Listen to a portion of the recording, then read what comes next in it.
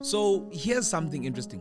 Elon Musk's SpaceX venture, Starlink, has revolutionized internet access in many parts of the world, with its constellation of low Earth orbit satellites offering high-speed, low-latency internet. But it's still not available in South Africa. So I'm here to unpack to you the why.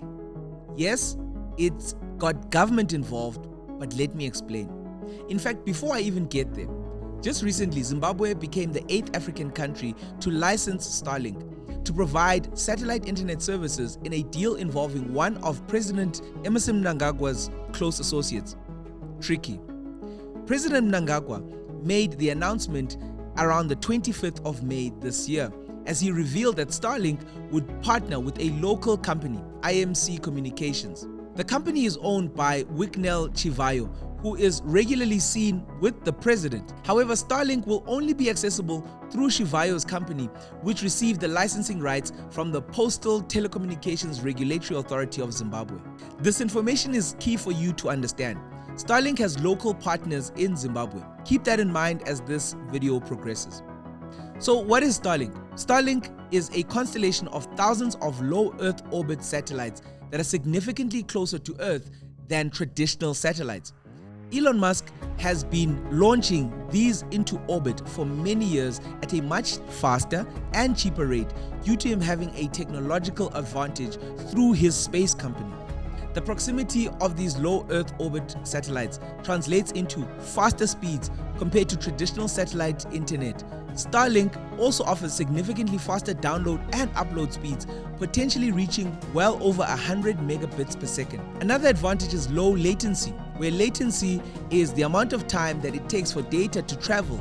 Starlink's lower latency allows for smoother video conferencing, online gaming, and real-time applications to run faster than from other links. Starlink also offers a wider coverage.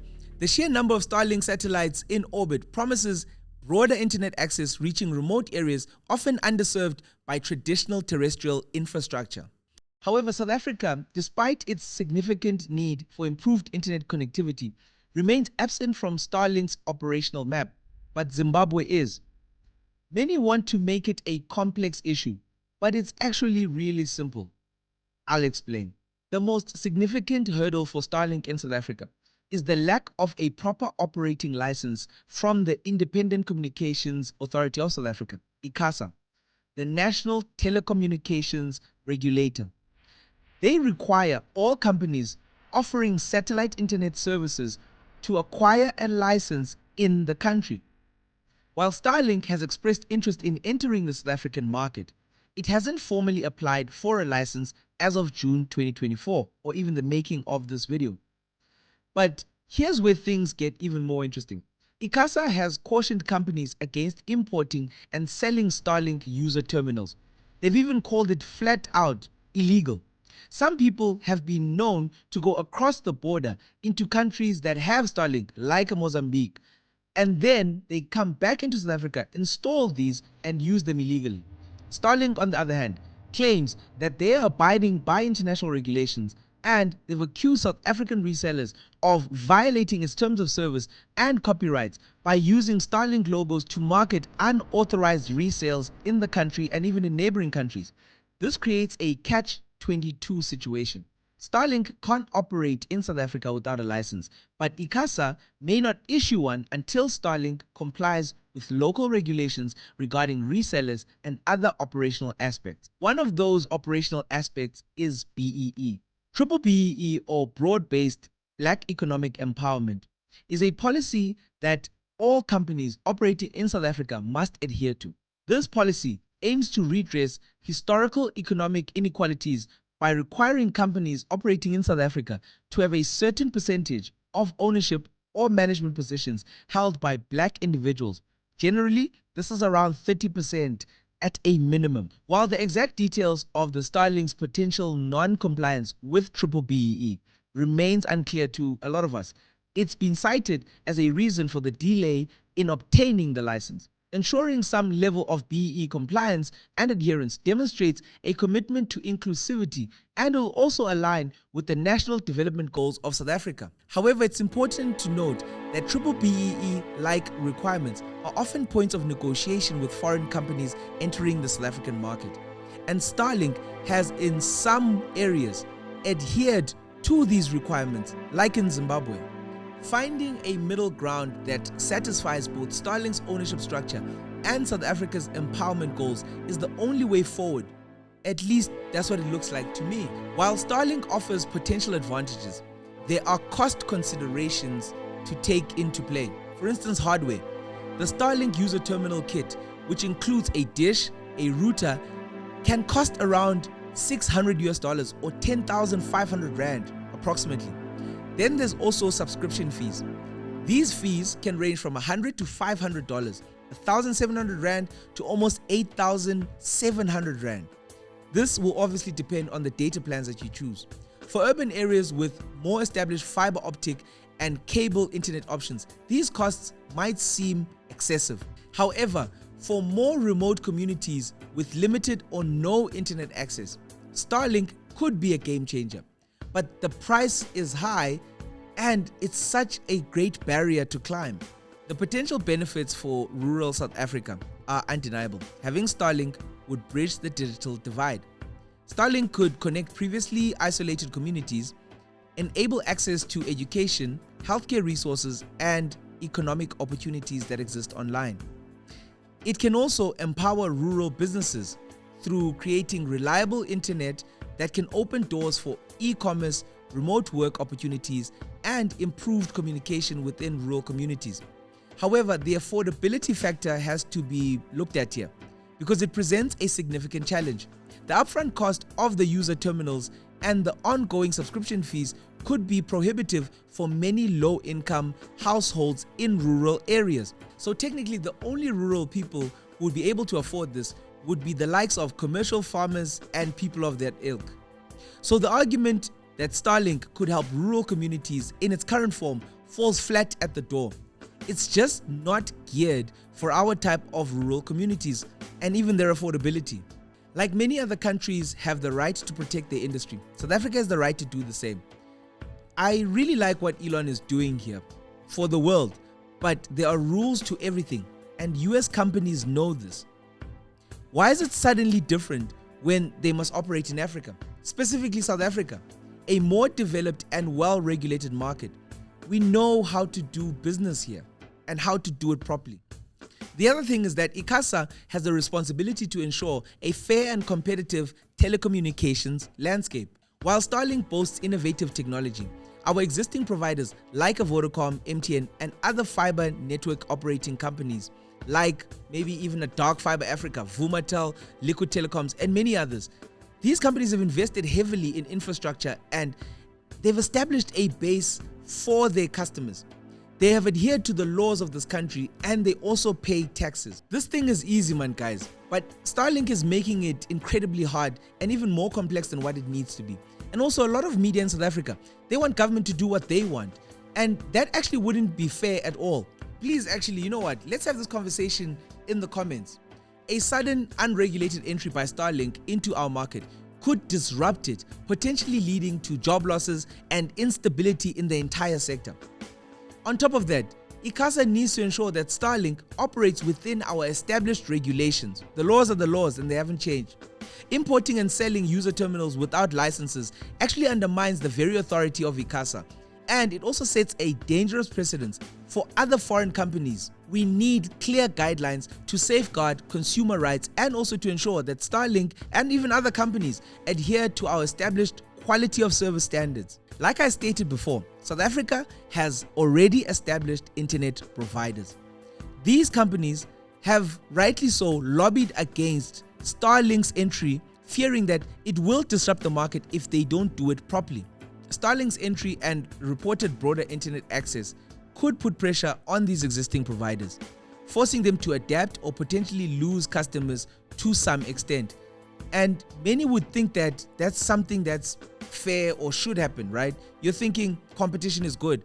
But competition that doesn't have to adhere to our local laws isn't really competition, is it? Although it's always very hard to side with them, I think on this one, the telecoms companies are justified in doing what they're doing. Now, those arguing for Starlink to be allowed into the country claim that the South African government's motive is to block Starlink and protect legacy internet monopolies, which charge high tariffs to their customers, which in turn they milk as cash cows. I mean, the country has to get tax somewhere, and allowing entrants like Starlink and the likes to not pay tax isn't the answer either. Maybe the answer is somewhere in the middle. But we must be clear, data prices charged by local telecoms companies must be checked and scrutinized. They're very high. For instance, in neighboring Zambia, a much poorer economy to South Africa's, a gig of data is sold for just $1.30 or 24.60. But in South Africa, the same data costs almost double, $2.60 or around 50 Rand. The World Bank in 2022 ranked South Africa as the world's most financially unequal country. And the injustice is evident in internet access. 7.5 million low-income South Africans are paying 80 times more than middle and upper-class citizens to browse the internet. This is what Project Sizwe, a non-profit organization, revealed in their 2021 study. We all know that this is happening. We all understand that data is expensive, and we will deal with the telecoms companies, and the Competition Commission is already doing a lot of that work. Prices for data will start to drop. But by the logic of those who want Starlink here, how does it make sense to bring in an even pricier alternative that more people won't be able to afford? We have to be serious, guys. Activism for activism's sake doesn't make sense. There's also the issue of data security. South Africa, like many nations, has established data residency laws. These laws mandate that certain types of data generated within the country, particularly personal information and sensitive financial data, must be stored on servers physically located in the country, in South Africa. These regulations are also there to protect citizen privacy. Data stored locally falls under South African data protection laws, offering you, the citizen, greater control and even recourse in the case of data breaches. There's also a reduction of foreign surveillance into your data. Also, things like hacking become a little bit harder to do. When data is stored offshore, you could potentially make yourselves vulnerable to access by foreign governments, intelligence agencies, and even nefarious actors. Starlink's current model raises concerns regarding data residency. Data transmitted through Starlink satellites might be routed through servers outside of South Africa. We don't know. And this will potentially violate our residency laws when it comes to data, and it will also expose our information to people who aren't accountable to our courts.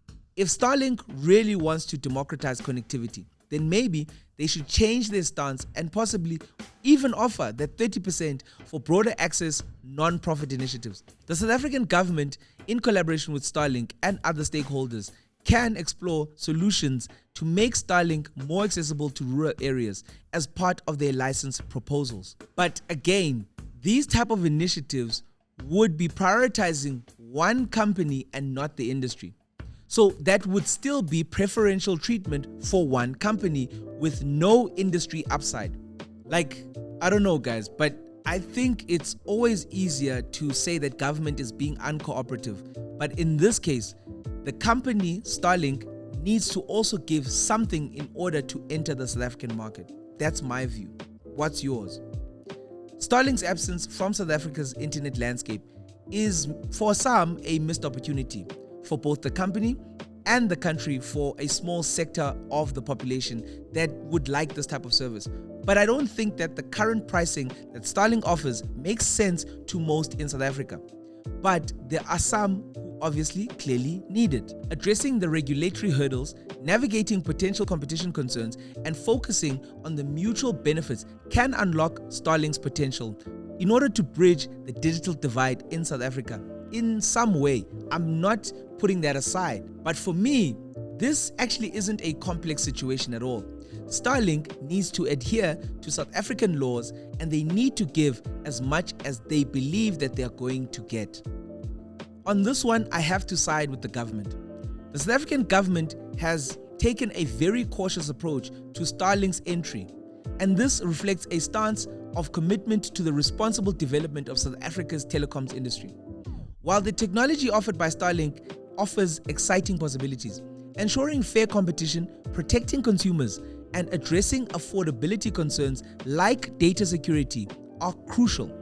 Rightly so, we all want better and cheaper internet in the country, but the developmental cost of that can't burden South Africa in the long term by creating a weaker telecoms industry. Otherwise, what's the point? Let's chat in the comments. Thank you for watching till this point. Please check out one of our other videos and maybe they'll just be as interesting as this one. See you in the next one.